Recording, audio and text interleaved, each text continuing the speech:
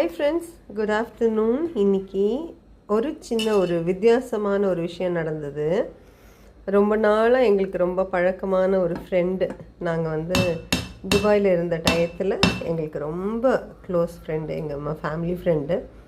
அவங்க வீட்டில் ஒரு நல்ல ஃபங்க்ஷன் ஒன்று வருது. அதுக்காக இன்வைட் பண்ணுறதுக்காக நம்ம வீட்டுக்கு வந்திருந்தாங்க. அதனால அவங்க என்ன பண்ணிட்டாங்க, வீட்டுக்கு வந்தது சரி, பட் அதுக்கு முன்னாடி எங்களை ஒரு இடத்துக்கு வர சொல்லியிருந்தாங்க. அங்கே வச்சு தான் நம்ம மீட் பண்ண போகிறோம் அப்படின்னு. போய் பார்த்தா அது ஒரு நல்ல ஒரு சூப்பர் ரெஸ்டாரண்ட், நந்தினி அப்படின்னு சொல்லிட்டு. அந்த ரெஸ்டாரண்ட்டில் தான் காலையில் பிரஞ்சுக்கு கூப்பிட்டுருந்தாங்க.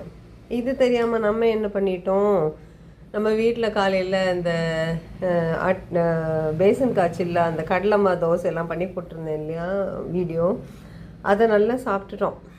வயிறு ஃபுல்லாகிடுச்சா, சரி போய் பேருக்கு அவங்க கூப்பிட்ட மரியாதைக்கு போய் சாப்பிட்டுட்டு வந்தோம்.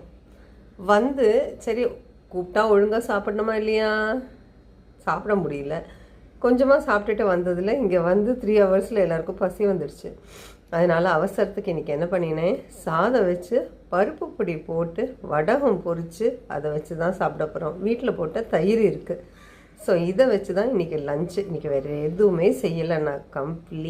நான் இன்றைக்கி எஸ்கேப்.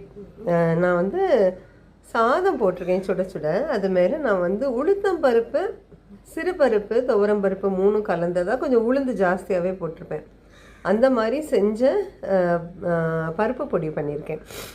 இந்த பருப்பு பொடியில் மிளகு, கொஞ்சம் ஜீரகம், 1 கிண்ணம் உளுத்தம் பருப்பு, 1 கிண்ணம் சிறுபருப்பு, அதாவது பயத்தம்பருப்பு, 1 கிண்ணம் துவரம் பருப்பு, இது 3ஐயும் நல்லா ட்ரை ரோஸ்ட்டு தாங்க பண்ணிவிட்டு அதில் பெருங்காயப்பொடி, காஞ்ச மிளகாய் எல்லாம் சேர்த்து, உப்பு எல்லாம் சேர்த்து மிக்சியில் நல்லா திரித்து எடுத்துட்டோன்னா சூப்பராக பருப்பு பொடி ரெடி. இது இன்ஸ்டன்ட் பருப்பு பொடி, அவசரத்துக்கு எனக்கு செஞ்சது. ஆனால் இது அமேசிங்காக இருக்கும்.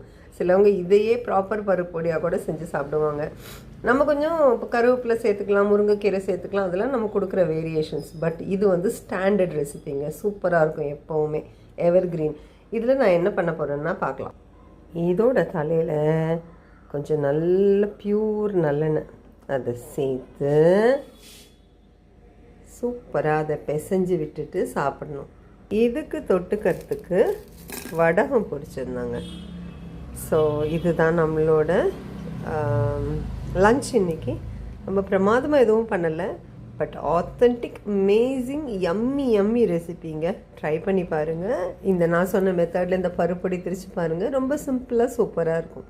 இது கூட தயிர் சாதமும் கொஞ்சம் சாப்பிட்டோம். தேங்க்யூ.